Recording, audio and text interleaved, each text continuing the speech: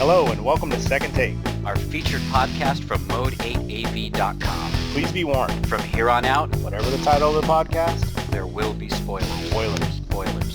So go troll happy. Don't bitch about us spoiling anything. We've already warned you. Enjoy the show.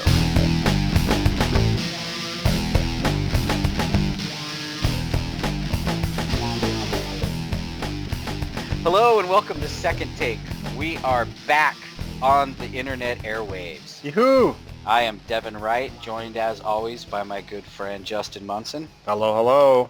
So, on our trip back to Second Take land, after, what did we do, 2 episodes? Yeah. And then we kind of turned the volume down on the viewing screen, and now we're on mode8av.com, as you probably know if you're listening to this. Our new home. Our new home, where everything's pretty much trimmed back, except for Second Take. We move forward with that because we love the concept of the conversation of film. But it's not always film, is it? No. Sometimes it's other things that play out like a film. Yeah, films aren't the only thing with stories. No. You Books have mentioned- stories. We're not talking about books. Brad would Yeah, books. he'd shut us down. No, video games. Another great passion of ours. Yes. And the game we're choosing to talk about, and we're not exactly always on the cusp of current events. Sometimes we're a few months back. Yeah, we can't necessarily pick up the game day one, beat it 3 weeks before it comes out like some of these other guys, and then talk about it. But you know what? Damn it, it's still relevant. It is, especially because I think that what we chose to talk about tonight, which is The Last of Us, the video game, I think that it had a bit of mild controversy attached to it. You know, I tried to stay away from anything in the title that said The Last of Us. As soon as it started coming and I was like, that game looks great, I just stopped reading everything. That's probably a good move. And I managed to stay spoiler-free until I beat the game. And then I went searching the web about what everybody was bitching about. And what did you find that people were complaining about most about the game? You know, a lot of people didn't like the ending, or that was the controversy, is, how it ended or whatnot. But I thought it was great all the way through. I had almost a ritual every night, every time that I would play the game. Wife and kids would go to sleep. I'd shut down the lights. I'd stick on my headphones, turn on the TV, and it's got that, that cool loading screen, the little particles float across, and it's got the nice Ubi music, and it takes like 17 minutes for the game to load. They had to have that on there because, seems like they're really pushing the PS3 because it's taking, such long load times. Oh my God, it's not a game you can just jump in and play 5 minutes of because it takes 5 minutes to load. Yeah. But I would allow that time with the lights down and the little particles floating through and the nice soft music to kind of get me into the mood. I don't know if you noticed, but in the corner where it said The Last of Us, Did you see how that would be in focus and it would kind of go out of focus and in focus, go out of focus? Yeah. If your lights are down and you're sitting, 12, 14 feet away from the TV, it like forces your eyes to focus to the TV better. I don't know. Huh. Strange stuff, yes, I know. But it was a little ritual I had that would pull me into the game, so I made sure I'd stay in the game. Sounds like you were getting your subconscious ready for it. Exactly, that's how I felt. Cheesy as it may sound. And believe me, it does sound cheesy. Yeah, fuck you. So, so we start with the end, of course. That's always a good sign, right? Yeah, we should start by reminding people that are new to the Second Take that whatever we say we're going to talk about, we're going to spoil the hell out of it. So if you haven't played it, or we're talking about a movie and you haven't seen it, you should wait until you've seen it. I agree. Now, but the reason we're here is to talk about how you liked the game and how I liked the game. And I'm going to start with you. Damn it, I was just going to say, and how did you like the game? I know you were. Overall, it was it was a good game. It was a good game. Yeah, we're going to have to drive into a little bit more bullet points to, so we'll start with the story. Okay. Which, to me, wasn't really anything new. It wasn't new in what? It wasn't new in a video game? In anything. I've seen, come on. You've I seen mean, movies. Yeah, we've all we've seen seen movies. stories like this before. Of course, Where, but you weren't part of it. well, I wasn't really part of it when I was playing it either. I was controlling a guy on the screen. Yeah, but you were. Yeah, I didn't. felt very pulled into the story. Like when stuff would happen, you'd meet up with the brothers, and you get broken up and betrayed a little bit right there. I was like, those sons of bitches, like I was talking back to the TV. It was like I felt tied with the story. Oh, see, Agreed. I felt the complete opposite with the brothers. Well, yeah, the brothers were dumb. It was kind of quick, but it was like So cliched. yeah, but it's all cliched. That's what it is. The whole story, just like the whole. But they had the balls to let you drive in it for 10 hours. Instead of cramming it down your throat in a 2-hour film where you've seen the same stuff and the same things, you actually had to pull the trigger on some things. You had to sneak around. I felt like I needed to search and dig around places. I'm like, God, I ain't got nothing. And I know I'm going to, meet another damn bloater, and I better have a couple of these. So when I was opening drawers and finding stuff, I was excited. I was like, oh, thank God. I really felt like I was trying to survive. Really? Even with all of the ammo that's laying around everywhere and all the supplies so you can build nail bombs and stuff like that.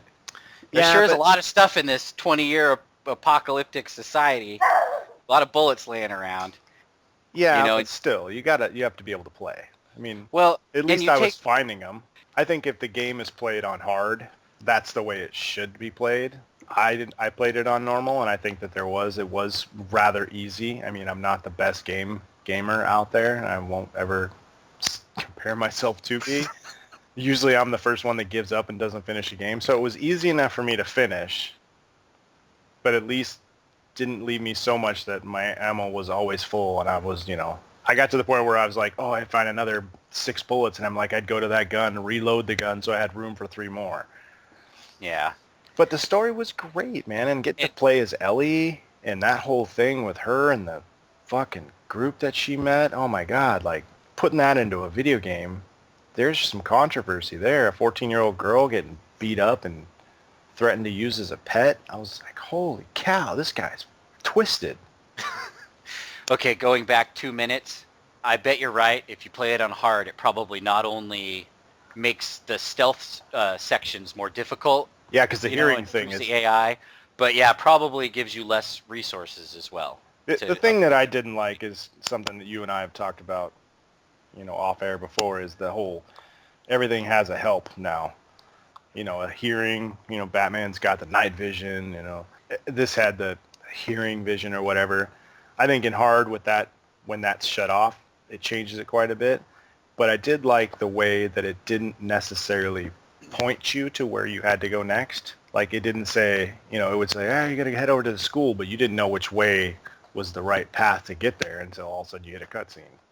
Right. Well, and see, that's a good point because, games in the past like Splinter Cell, Thief, they had that R2, vision thing like Batman and even Hitman. Hitman had that in the newest one. And, back then when it was on Splinter Cell and Thief, it was something new and something that was an awesome feature. And now it just feels like a crutch in games. Like you have to have it, Yeah. I mean, I don't know how he would be able to hear so damn good. That doesn't make any sense. Oh, but you level up. You buy hearing. No, maybe super hearing aids, dude, that he finds from parts. I went to this drugstore. It was an as seen on TV store. And I took one of those Sonic handheld ones and then stuck an ear. Yeah. I don't get it. I did like the way that you could hear them before you got to them. Mm-hmm. And I thought that was kind of cool. I think that they should have turned the score down a little bit, not necessarily relied so much. I don't like it when they rely on the music background to tell you if all the monsters are dead or not. Yeah. Like if that music would stay there even until you got out of the area, even though everybody's dead, you would still be like on your toes and quiet and like scared. But this would be like you're in a room, you finally kill the 5th frickin' runner, and then the music would kind of kick off, and he would stand up, and it's like, well, come on, man. Yeah. Oh, You don't and then actually know also, that's yeah. gonna be there. And as that happens, Ellie walks up and is like, "Boy, that was something, wasn't it?" Yeah. It's like, okay, well, I guess we're safe now. I like the whole time she's like, holy shit, Joel. Well, and yeah, previously you had mentioned the gameplay of when you were playing with Ellie, and I felt that was the best part in the entire game to me because that was hardcore. You don't see game companies putting a 13-year-old girl jumping on guys' backs and stabbing them in the throat, and killing them. I thought it was cool too the way she had like kind of progressed too. Like, she was obviously a survivor and born in this world and all this stuff, but she wasn't necessarily running around killing people when she was with, the other group before she hooked up with you. So the first time she kills a guy, she's kind of shaking and stuff. And I really thought that the story took a bump up after the cabin fire with the cannibals and that guy where, he's walking down the street. It's springtime, I think it was. He's walking down the street and he's being nice finally. And like, talking about Sarah, his daughter, and, la da da da da, and being all happy-go-lucky. And she's just visibly shaken up still. Like, she's just kind of standing, she's looking at the picture of the deer on the side of the wall there, which was kind of like how that whole thing got started. And, and she's like, here, let's jump up here. And she's just sitting down the thing. Yeah. What did you say? Like, she was still really twisted and messed up. And I thought it was cool how they added that into it, not just like it didn't happen. Like, that's over.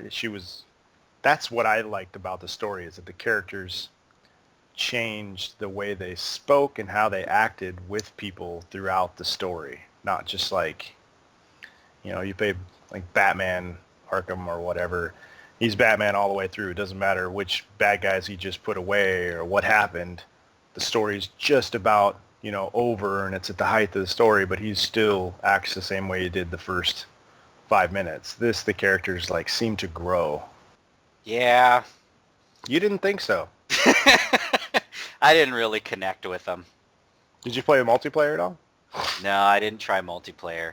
Because, when you rent games from GameFly, you're not good enough to get multiplayer. They want you to pay $10. Because how dare you rent our game? Well, yeah, I hear you. So, yeah, I didn't get to check that out. But, yeah, I just didn't really, like I said, I just felt like the story was just kind of hem-haw, and that they relied too much on trying to get you to feel something for these characters. Well, what the fuck is it going to take for you to feel something for a character? I don't know. I mean, this isn't Sonic the Hedgehog here. For Christ's sakes, like... The only time... It was a 20-hour episode of Walking Dead.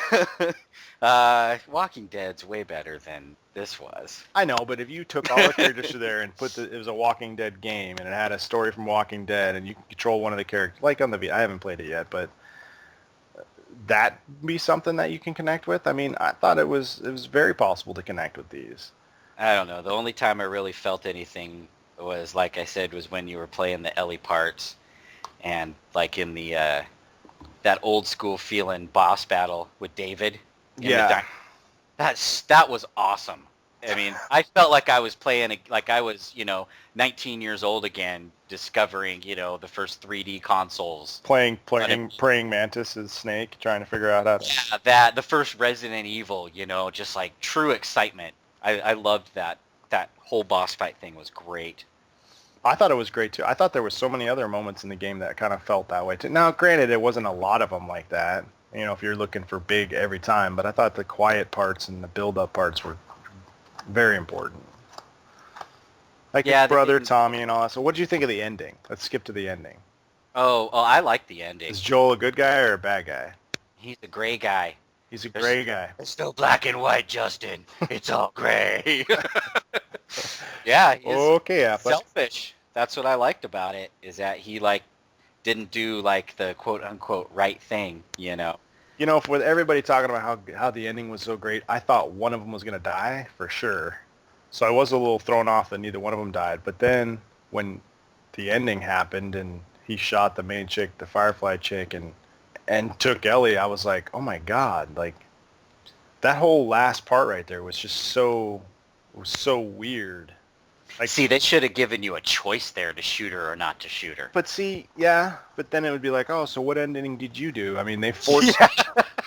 Yeah, there's no decision making in this entire game until There the isn't. very end. Then at the very end, they switch it. You know, do you kill or do you not? Yeah, and I No, don't think that no, that would have been, yeah, it wouldn't have made any sense because, obviously having them both alive and having this out there will help for a sequel of some sort. Maybe Without a somebody else doubt. finds out, or maybe they pull a different story from the group, or Maybe she they tries to just- find a cure. Or, Maybe they just leave it alone and be like, we made one really great game here. We don't need to turn it into a bunch of fucking sequels.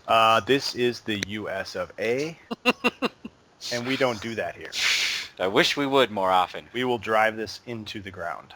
Drive people crazy for years debating the end of that game. I thought it was great.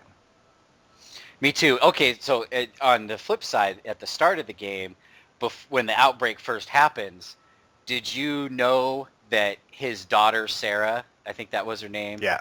was not the girl in the game? Because some people I read thought that didn't know, like they avoided spoilers and stuff, like you said you did. I was confused. Like, yeah, I guess I started playing it, and I was like, oh, it's the girl, and oh, it's kind of cool, and hey, there's a newspaper here, and there's an attack or outbreak, and the cops are, driving by, and you're like, kind of like, what the hell? And like, where's my dad? And I was like, oh, this is cool. And then when it broke loose, I was like, God, he didn't look like this, and I don't remember her looking like that, but Yeah, yeah. but they changed stuff on that BioShock game too. Mm-hmm. With that girl. So I was like, all right. So I just rolled with it. So when she got shot and died, I was like, I mean, you're 10 minutes into the game and I'm sitting on the couch going, what the hell? Like, this game is awesome. Like, they're being, this is like a movie awesome. Like, they're not holding back at all. And then they skip forward and he's still wearing the broken watch and stuff. And I'm like, oh, God. So, yeah, I really enjoyed it. Best game of the year for me. Really? Yeah, with Borderlands 2 coming, I'm real close, so. But that was last year. Yeah, but I've been playing it still. So that qualifies it for Game of the Year. Hey, at Mode AV, at Mode 8, whatever we do in that year, that's the best for that year. If I saw Cinderella for the first time this year and it was the best movie, it would count. Well, there's still some more games coming out this year that we'll have to see. Yeah, but I don't know that I'm going to get another one until I get to PS4. I thought it was amazing. You thought it was cliche. I thought it was good. It wasn't great. It was good. It takes a miracle from God to make a video game that you like. Story-wise. I don't know. I don't think God cares that much. Sure would be cool if he did. It would make a lot of nerds a lot happier.